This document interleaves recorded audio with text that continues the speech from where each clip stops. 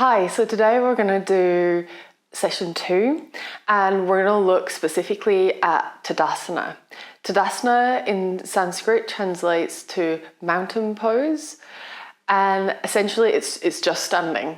But often in real life we stand and we just kind of let everything hang out and we're not really engaging the muscles. So this is what leads then to posture issues throughout our walking, running, any other exercises we do, and also sitting as well. So if we can find really great Tadasana alignment, then we can also take this off the mat as well. We also use all the alignment from Tadasana. Comes into almost every other yoga pose. So if you understand your body in this pose, you will also be able to understand how to move in the other yoga poses as well, which we're going to get to. So we're going to run this session in 2 parts. The first part is going to be looking at the body and understanding what's going on with our body from the feet all the way up to the top of the head. And then the second part is a standing meditation. So they're the 2 parts. So you may want to have something warmer on, because we're not going to move in the same way as a full yoga flow. We're going to be standing and assessing our body. So if it's a little bit chilly, get some clothes on and let's get started. So before we stand up, we're going to just take a look at our feet. And it's easier to do this before we put them on the ground. So the foot here, there's some key anatomy that is really useful to take into account. So this is the big mound of the foot, and this is the small mound at the end of the little toe.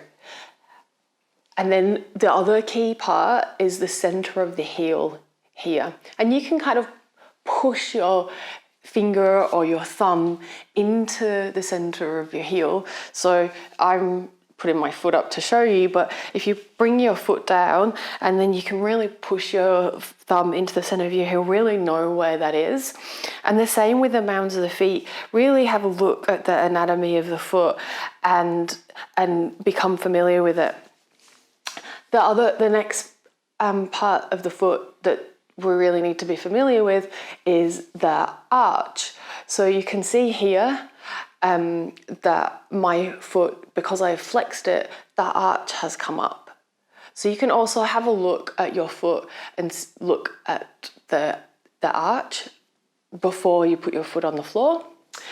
And then we've also got our toes, and toes are really important for balancing as well. And toes are hinge joints, so they only go backwards and forwards like this. And when we're in poses, we want to check that we're not stressing these hinge joints and that they're only moving backwards and forwards, and they're also not clinging on too much as well. So we're going to take all of these points we've just learnt about, and now we're going to stand up. So now we're standing, we can have a look at our feet and see how we're actually got our weight balanced across all those points that we just mentioned, and also look at our arch. So the first thing is I'm going to get my feet hip distance apart, and so I can use my hands on my hip bone and then check that my feet are straight and the hip distance apart. So there's a small gap. The second thing I'm going to do is look that my toes are going, my big toe is going forward. So big toe is going forward. So sometimes big toes can be out like this, or maybe they might be in like this.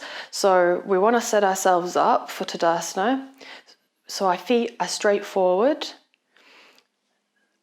The next step is to check the weight across the 2 mounds of the feet and the center of the heel. So sometimes if we have a look at our feet, maybe they're rolled in. They could also be out and up.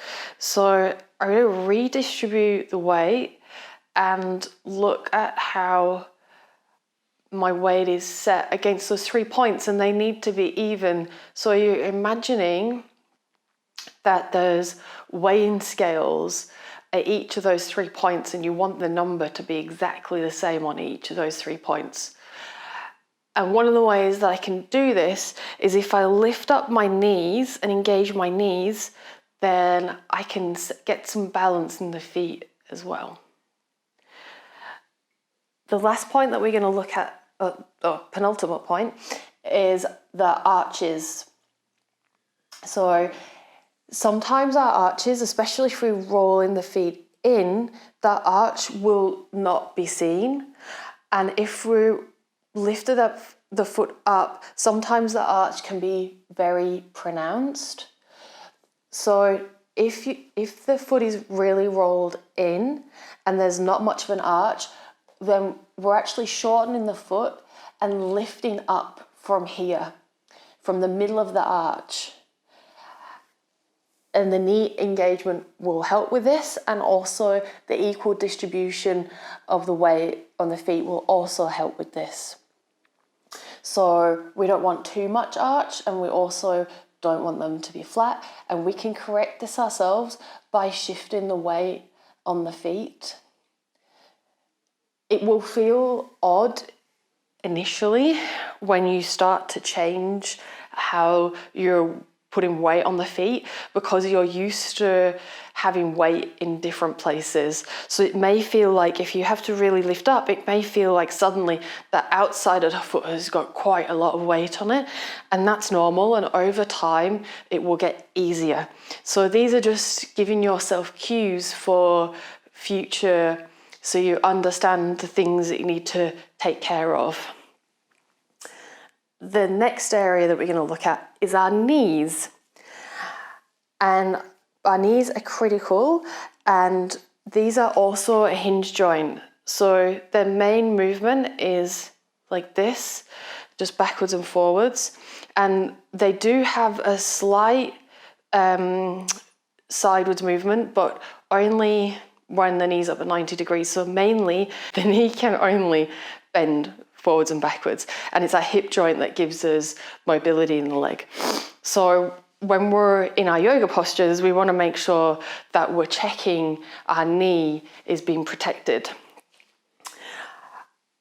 If we engage our quads and inner thigh muscles, this is the critical part to protecting our knees. So often we're not engaging these muscles. So if I turn to the side, if we don't engage these muscles and I just hang out in my knees, it's putting stress on my knee joint, and I'm having to change the posture in the rest of my body as well so that I can lock my knees out. I'm having to bring my pelvis forward.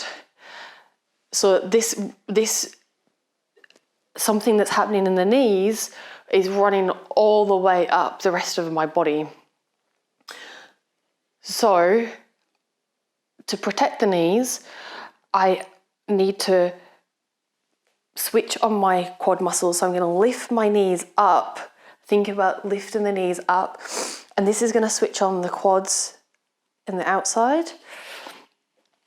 And I'm also going to think of rotating around and bringing the inner thigh in. So I'm going to squeeze my inner thigh in just a little bit, and this is going to get my hips, knees, and the second toe all in one line.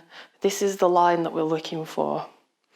So you can see that now I do not have a thigh gap, and this is a good thing, because it means I am using my inner thighs as well. And this is really important to a solid foundation.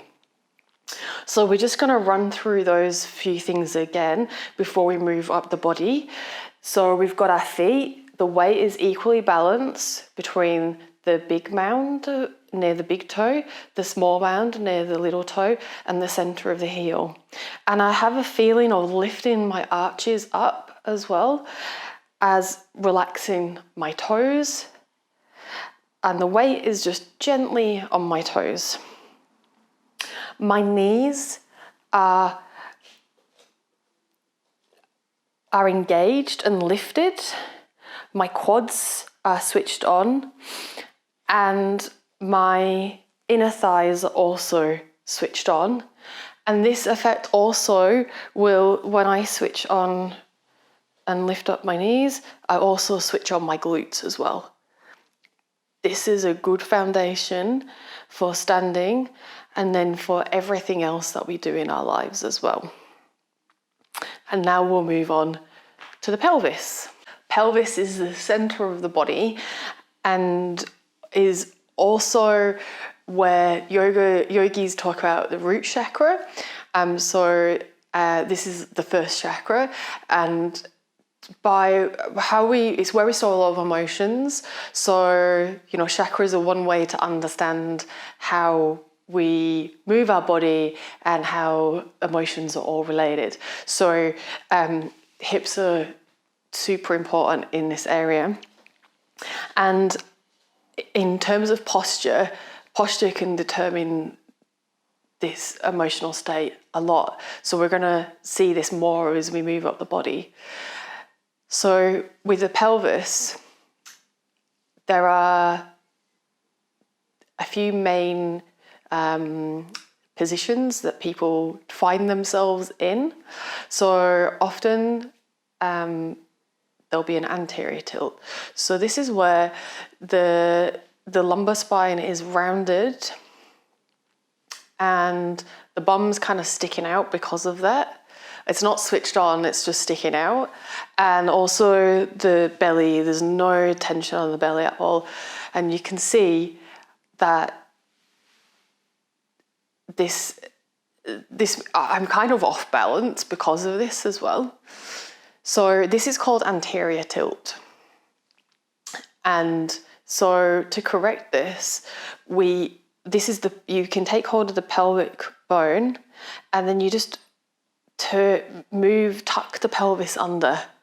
So if you're out here, you just tuck the pelvis under, and in tucking the pelvis, we'll switch on the deep core as well and a little bit higher up, but it's just like a 10%, 20%.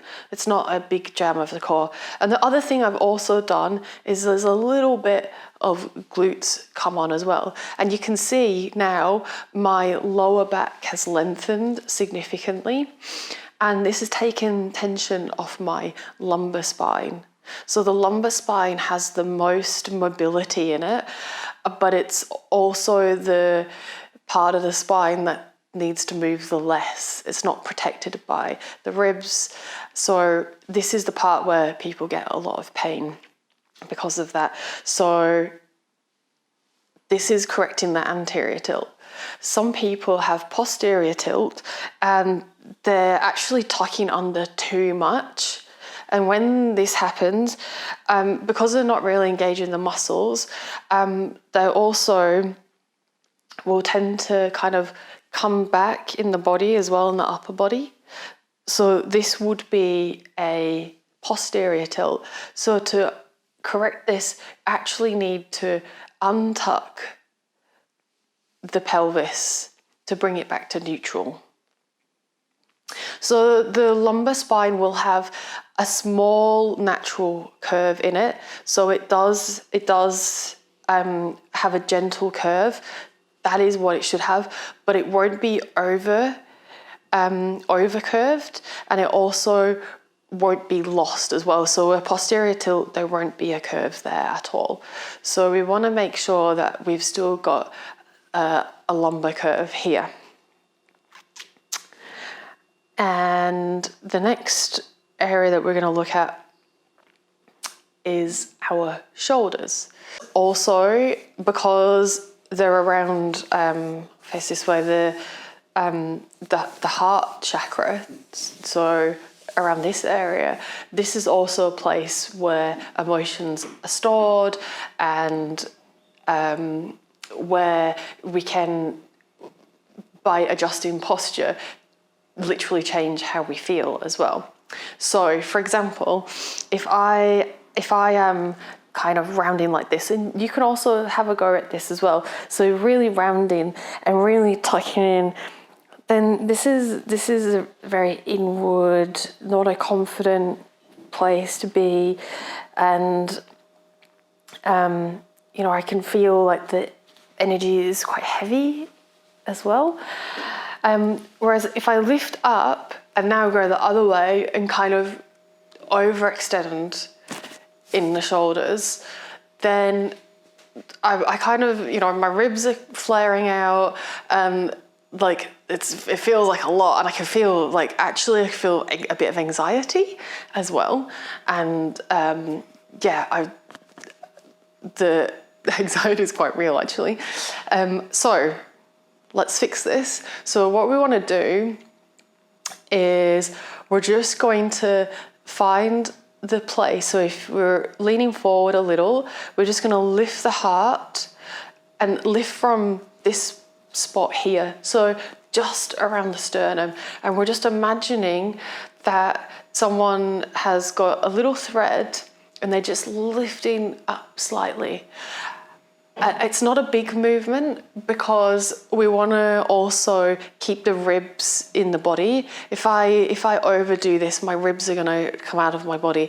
So I want to keep the ribs in and just lift slightly from this part. If we're overextending, then we just want to tuck the ribs in. So just bring the ribs back into the body. And then part 2 of the shoulders is, so I've brought my ribs back in, and you can see my shoulders are still rounding slightly, and all I'm going to do with my hands is bring them down by the side of my body and roll my little fingers into the body. And this just sends the top of the shoulders back. And this is a very grounding, strong way to stand. And the last part of our Tadasana is our neck and head. So with this, we're often, because of all the devices we sit on and computers and the way we live our lives, we tend to kind of chicken neck a little bit. So we want to bring our chins a little bit back into the body. And what we're looking for is that the chin is parallel to the floor. So the chin's parallel to the floor. And the other thing that I can look at is that my earlobes are pointing down as well. And this adjustment preserves the curve of the cervical spine, which is very delicate and is the part of the spine that we really need to be very careful of. So being aware of this alignment when you're on computers or on your phone, etc., or even having a really good conversation, is just to kind of tuck the chin back in a little bit. So if we set this all up, so I'm going to set up my feet and check my knees, lift my kneecaps, engage my quads, squeeze my inner thighs, check my lumbar spine, and for me, I have anterior tilt, so I just need a small tuck. So my glutes are on, my lower belly is on, and then I'm also just going to tuck my ribs in, and then arms by the sides of my body, and then roll the little fingers in and the biceps turn up. Bring my chin parallel with the mat, and that is Tadasana. And you might feel the calmness and the groundedness of this really simple pose. The feet really connected to the floor.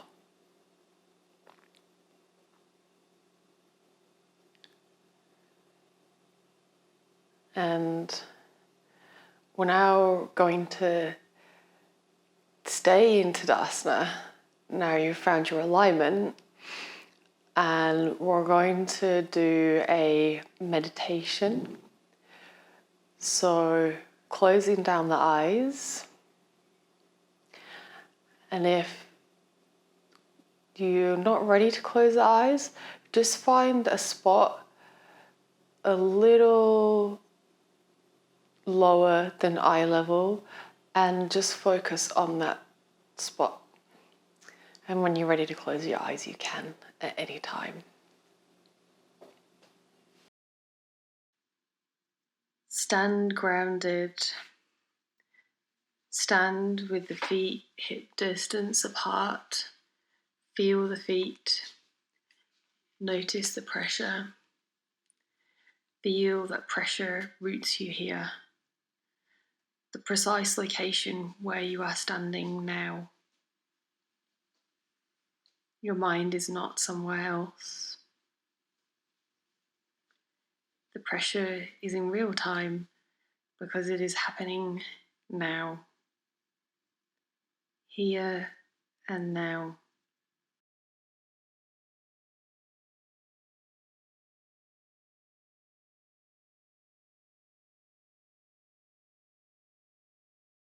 Stand tall. You have the right to be here, so take up all the space that is yours. Engage the abdominal muscles slightly. Activate the core to feel strong and powerful. Keep a slight bend in your knees to feel agile. Feel your spine reaching up.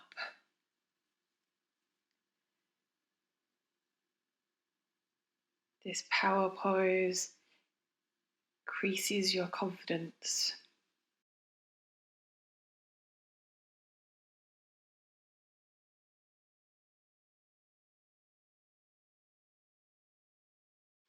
Stand broad. Open your chest and lift your sternum. Reveal your heart. This is the essence of courage. It is not that you are denying your fear. It's that you aren't letting it stop you. Breathe deeply and slowly. Breathe deeply and slowly. Control the breath to calm the body and reduce emotional reactivity.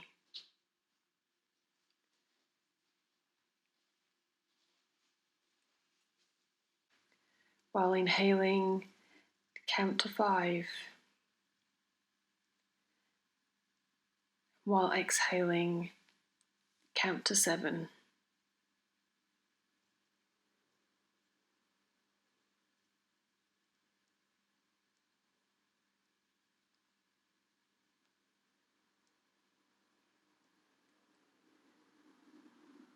Inhaling, count to 5, and exhale to the count of 7. Slow breaths deep in the belly,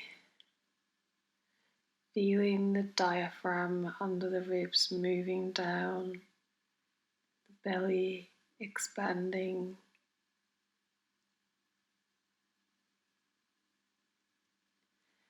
And on those long exhales, the sense of grounding increasing.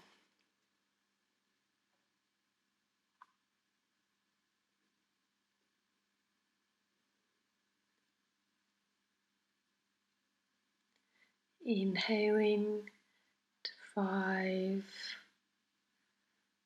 exhaling to 7.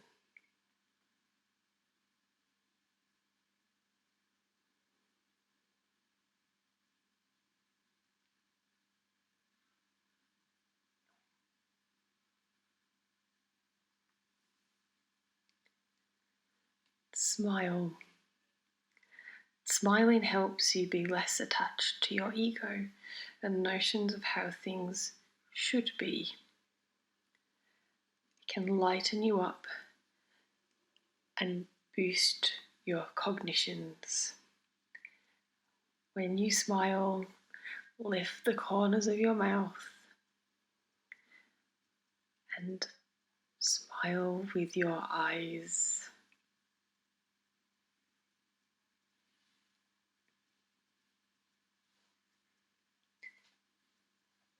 Notice when you smile how the rest of your body feels.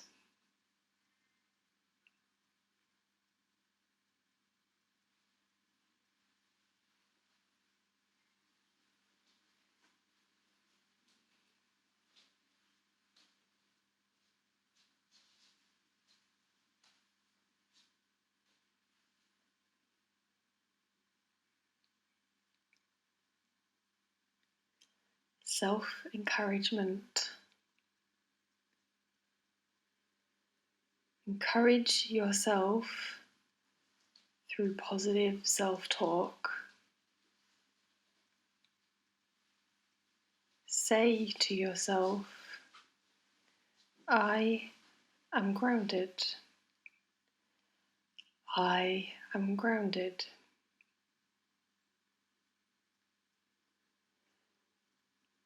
I can handle this. I can handle this.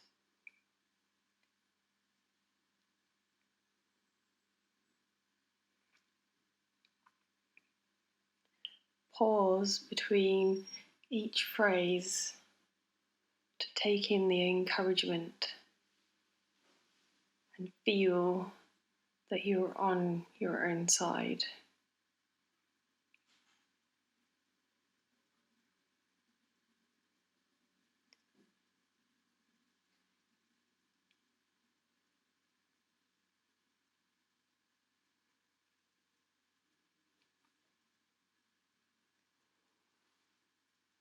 Take a deep breath in and a big exhale through the mouth. Start to wiggle the body, bring some movement any way you feel. Keep the eyes closed.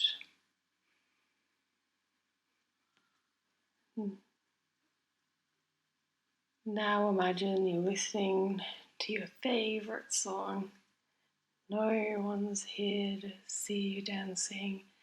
Go as crazy as you like. Move how you like.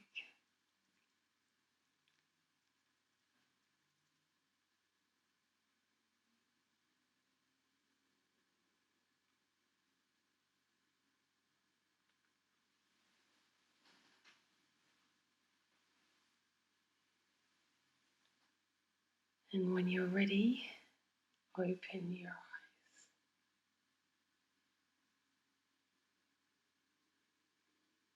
Thanks for joining this session today. Namaste.